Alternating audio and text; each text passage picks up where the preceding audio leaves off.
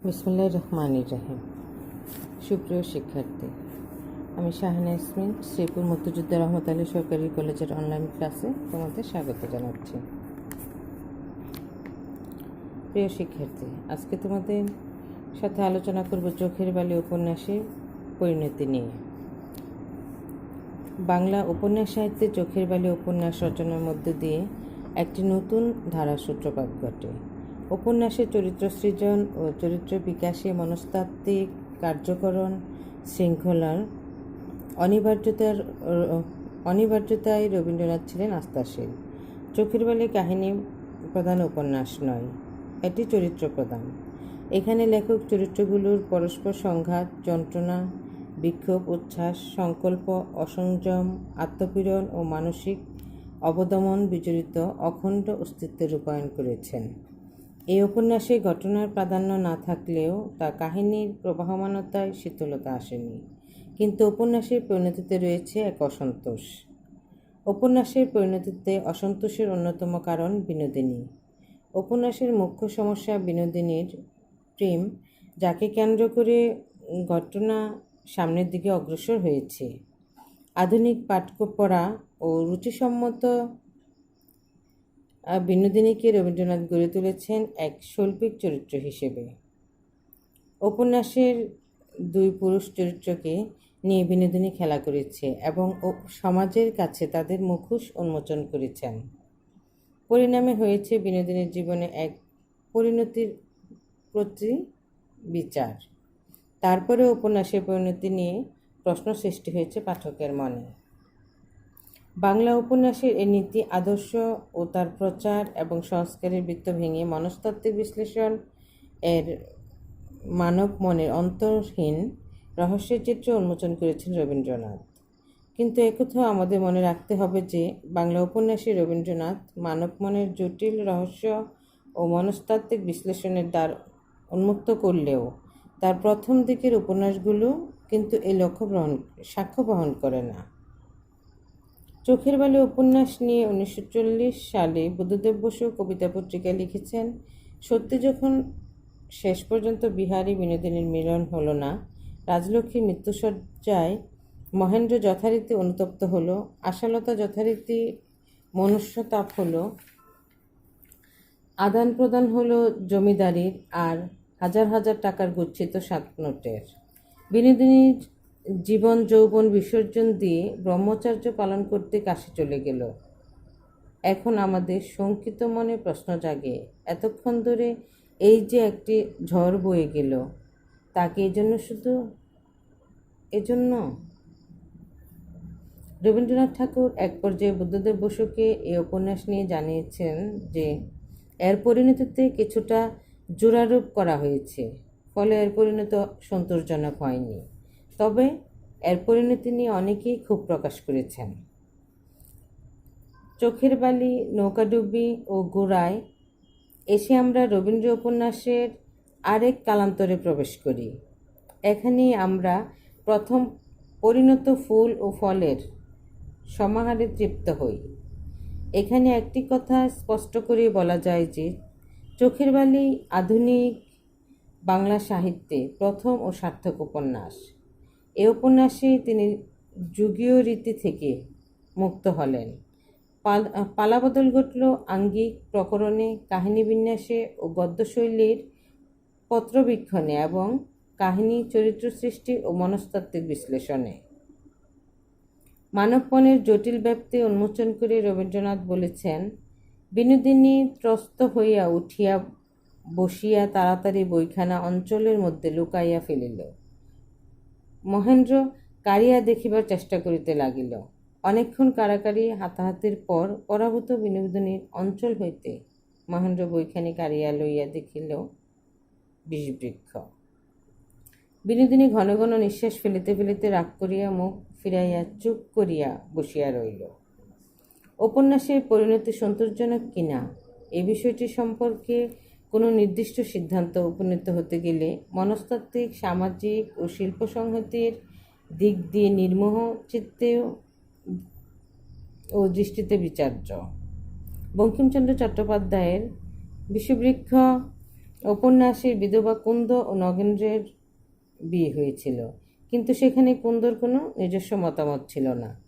নগেন্দ্রের সমাজকে উপেক্ষা করার বৃত্ত ছিল, তাই বিষবৃক্ষ উপন্যাসে সামাজিক সংস্কার করেছে বিয়ের পরে। কুন্দকে শেষ পর্যন্ত মরতে হয়েছে, কিন্তু বিনোদিনী ব্যক্তিত্ব সম্পন্ন শিক্ষিতা নারী, ফলে বিধবা বিবাহের কুফল সম্পর্কে তার জানা ছিল। তাছাড়া বিধবা বিবাহ আইনসম্মত হলেও সামাজিকভাবে শ্রদ্ধেয় নয়। তাই বিনোদিনী ত্যাগ স্বীকার করে কাশী যাত্রা করে একান্ত নিজের ইচ্ছায়। কেননা বিধবা বিবাহ চালু থাকলেও সবাই তা করে না, আজ পর্যন্ত তা সত্য। বিষবৃক্ষ উপন্যাসে মিলনের যে মাধুর্য আনতে পারেনি, চোখের বালিতে বিচ্ছেদ তার চেয়ে অনেক বেশি মাধুর্যমণ্ডিত। মহেন্দ্রের মা রাজলক্ষ্মী বিনোদিনীকে পুত্রবধূ করবে বলে পুত্র মহেন্দ্রকে দেখতে পাঠায়। বিনোদিনী শিক্ষিতা, সুদর্শনা, বুদ্ধিমতী হলেও মহেন্দ্র তাকে পছন্দ না করে বিয়ে করল আশালতাকে। রাজলক্ষ্মীর সূত্র ধরে বিনোদিনী মহেন্দ্রের কাছে আসার সুযোগ পেলে প্রতিশোধপরায়ণ হয়ে সে মহেন্দ্রের সাথে প্রেমের অভিনয় করে, কিন্তু নারী হিসেবে মহেন্দ্রের আবাল্য বন্ধু বিহারীকেই বিনোদিনী ভালোবেসেছে। বিহারীর ভালোবাসায় তার আদরের বিক্ষোভ চঞ্চলতাকে প্রশমিত করে, স্নিগ্ধ মহিমায় উত্তীর্ণ করেছে। তার প্রথম দিকে হৃদ্যতা থেকে পরবর্তী পূজারতা মূর্তির মধ্যে যে সে অর্থে কোনো আকস্মিকতা মেলে না। শান্ত প্রেমমূর্তি তার প্রথম দিককার অভিনয়ের মধ্যেও ছিল। ঘটনা পারম্পর্যের ভেতর দিয়ে লেখক স্বপরিকল্পিত ভঙ্গিতে এই ইঙ্গিত দিয়েছেন। মহেন্দ্র আশার দাম্পত্য জীবনে পুনর্মিলনের পাশাপাশি বিহারী বিনোদিনীর মিলন সম্ভাবনার দিকে কাহিনী অগ্রসর হচ্ছিল, কিন্তু শেষ পর্যন্ত তা হয়নি। ঔপন্যাসিক বিহারী বিনোদিনীর বিচ্ছেদ কাহিনীর সমাপ্তি টেনেছেন, কিন্তু চরিত্র ও ঘটনার বিচারে পরিণতি ভিন্নরূপ হবার কথা। বিনোদিনীর প্রেমের প্রবল ইচ্ছায় বিহারী আশার আকর্ষণ মুক্ত হয়ে স্বাধীন ব্যক্তিত্বে প্রতিষ্ঠিত হয়েছে। বিনোদিনী ও মহেন্দ্রের মোহকে অস্বীকার করে প্রেমের পূর্ণতলে কল্যাণী নারীতে রূপান্তরিত হয়েছে। উভয়ের মিলনের পথে বাহ্য বা অন্তর কোনো প্রকার বাধাই ছিল না।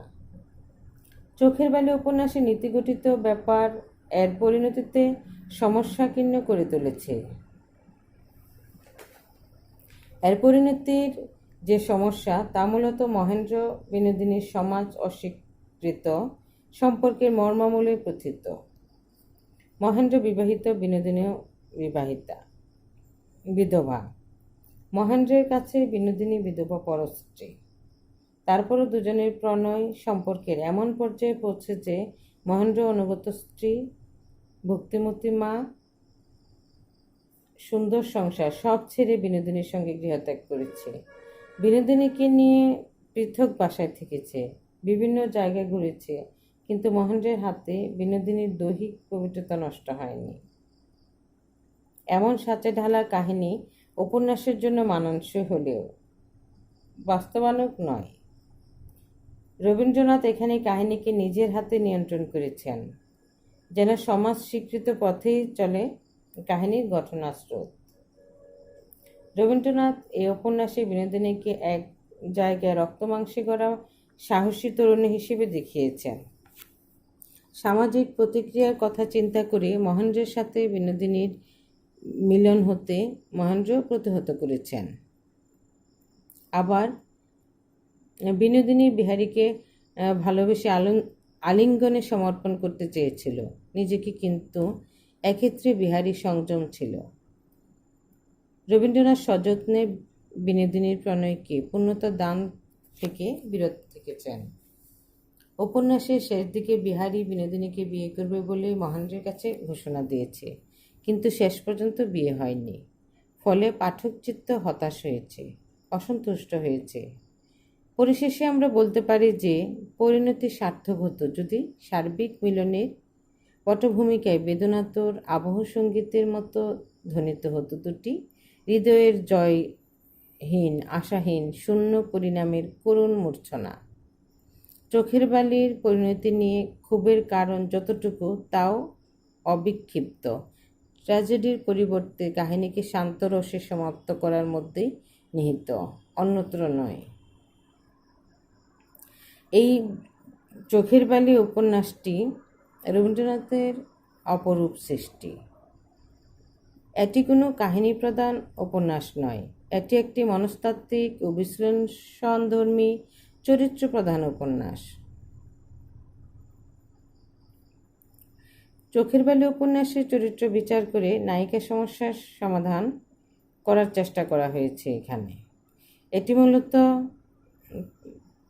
এর চরিত্রে মূলত পুরুষ নয়, একজন নারী প্রধান, এবং সেই নারীটি হচ্ছে বিনোদিনী। সুপ্রিয় শিক্ষার্থী বন্ধুরা, তাহলে আজকে আমরা চোখের বালি উপন্যাসের পরিণতি নিয়ে যে মানসিক সংকট তৈরি হয়েছে পাঠককুলে, তা আলোচনা করলাম। পরবর্তী ক্লাসে আমরা বাকি প্রশ্নগুলো আলোচনা করব। তোমরা যে যেখানেই থাকো ভালো থাকো, নিরাপদে অবস্থান করো এবং স্বাস্থ্যবিধি মেনে চলাফেরা করো। আল্লাহ হাফিজ।